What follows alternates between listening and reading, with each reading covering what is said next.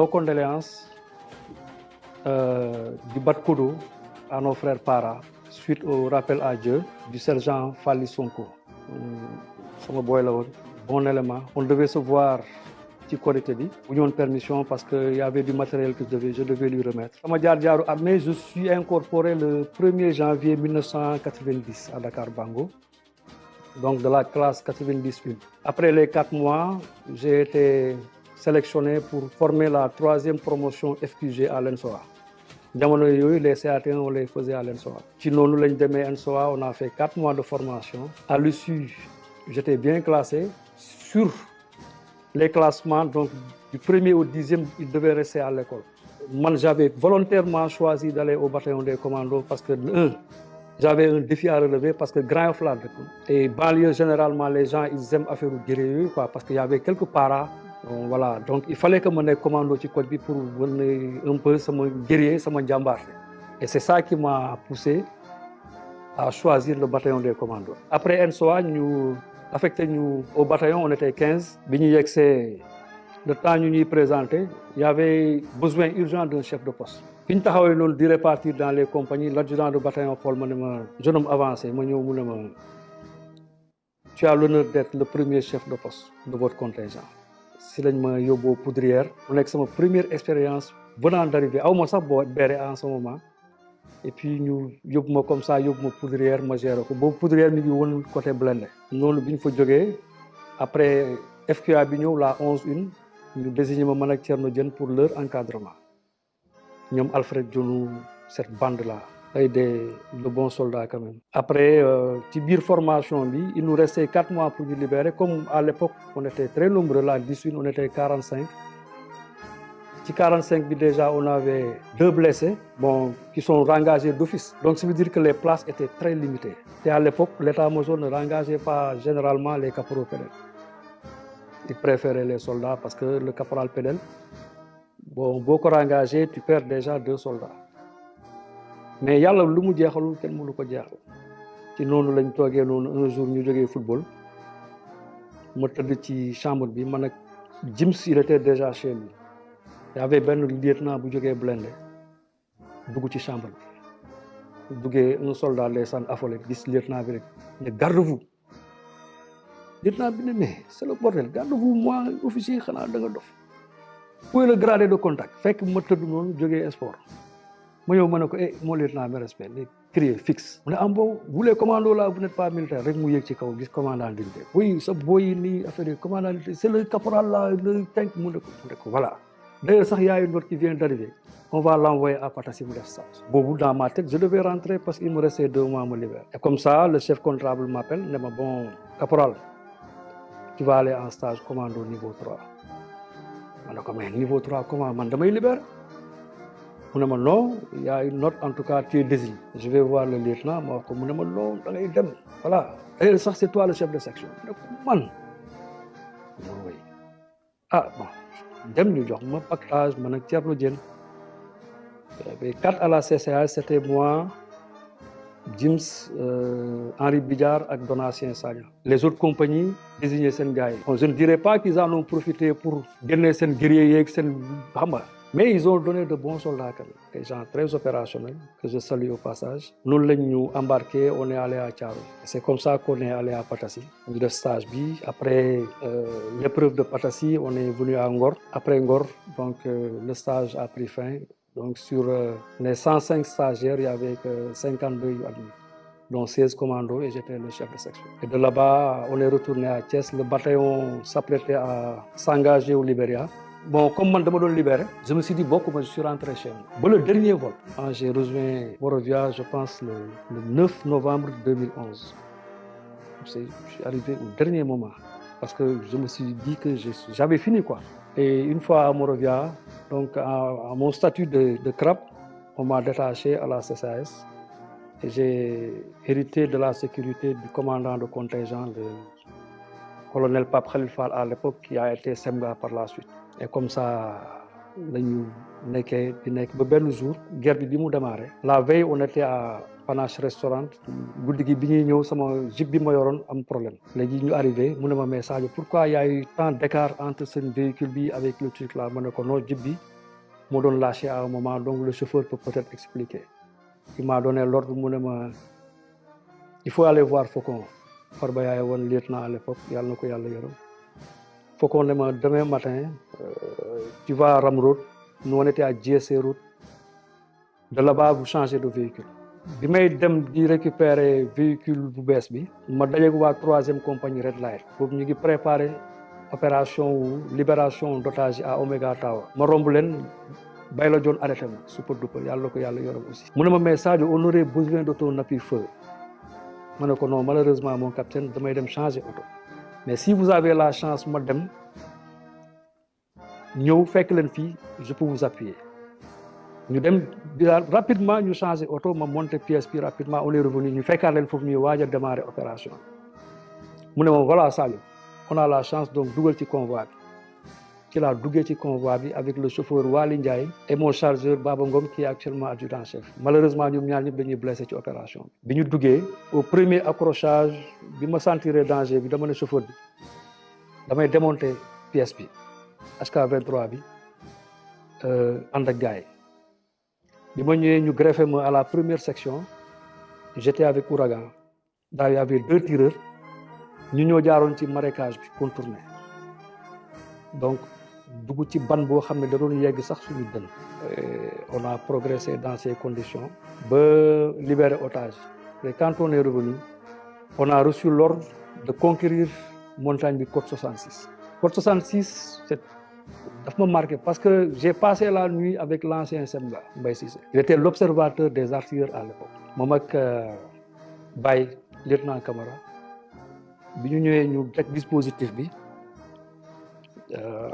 man ma jël secteur bu gën a dangereux parce que maa yoroon pièce bi lieutenant bi ñëw associé ma avec un tireur RRAC moom tamit yàlla na ko yàlla yoroon grand Matar Gueye il est décédé après noonu ñaari lieutenant yi nekk ci kaw montagne bi le lieutenant Camara ak l'ancien SEMGA Mbaye Cissé nous on a passé la nuit à défendre la position on était tellement fatigué que dama ne grand bi parce que man dama yoroon benn sac à dos j'avais 3000 cartouches en bande yore sama canon de rechange ak effort yi ñu defoon la journée pour libérer otages yi on est arrivé fatigué et comme j'avais pas prévu de passer la nuit ma ne bon c'est pas grave on va gérer ci noonu grand Matar moo njëkk def première faction bi on se disait que comme dañoo sonn on prend chacun 30 minutes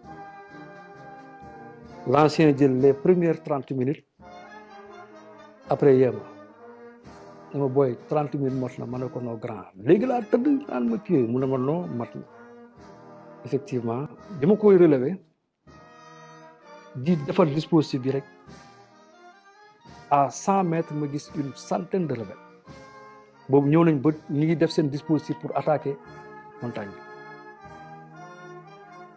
bi gars yi commencé le chef naan yu goso gars yi di jaar ni di jël seen dispositif léegi beneen côté bi y avait ñoom caporal Sey ak grand Moussa Fall oui bi leen rebelle yi jéem a continuer ñu accroché ak ñoom rafale yi jolli ci la nag confusion am ñëpp di dóorandoo grand Matar balancé benn roquette man nag ma fixé gars yi nekkoon foofu pour ñu bañ a yéeg avec les 3000 cartouches yu ma yoroon ci guddi gi yëpp dama ko guerre ba fajar vers 6 heures du matin ma ne grand Matar léegi xaaral ma yéeg ci kaw remonté xool lieutenant bi parce que y avait pas de communication si laa yéegee dem fekk lieutenant bi ñaari lieutenant yi ci bâtiment bi ndeysaan général Mbaye Cissé xool ma ne ma mais booy kon guddi gi yëpp yaa doon dóor foofu ma ne ko woy certainement ñu ne ma léegi donc naa wàcc ak Bademba Sow xool le groupe de Baye Badji bi ma ñëwee ndeketi groupe bi gars yi rebelle yi assaut bi ñaan assaut groupe bi dafa tas y avait des gens qui avaient essayé de se replier côté position nigériens yi ils sont partis après 15 mois yi li ma ci metti quand on est rentré ce jour là bi ñu wàccee aéroport damaa doxee aéroport ba Grand Yoff avec mon sac à dos romb gars yi ci koñ bi ñu naan vieux Sadio Ligue. Ci noonu après on nous a engagé les CRAP. On est allé à Ziguinchor jour Tabaski.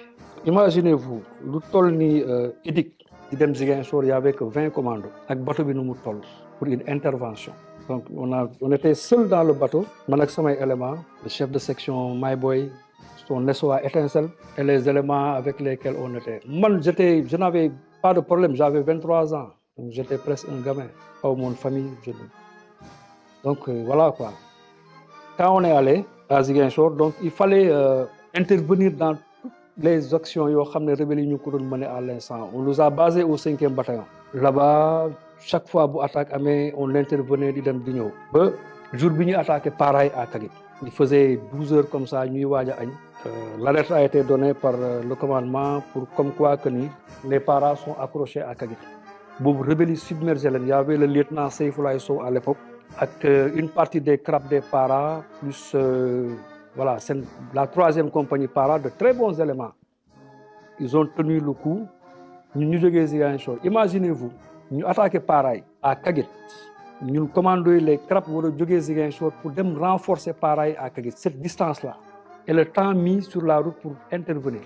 Bigné Benyassia, il y avait le chef de corps des paras arrêté nous. Il nous a fait un petit débriefing de la situation. Nous faites attention parce que rebelles, il se pourrait que nous tendions une embuscade entre Djoher, inconnu, ou entre inconnu, Kagit. Bien que c'est Djoher, Mayboy dit Khawaki, Major Baron, non, mon adjudant, nous fonçons parce que nous pareil chez l'UNEC. On n'est pas descendu des véhicules, on a pris le risque de rouler à une vitesse entre les véhicules d'August, seulement qu'il y avait la poussière.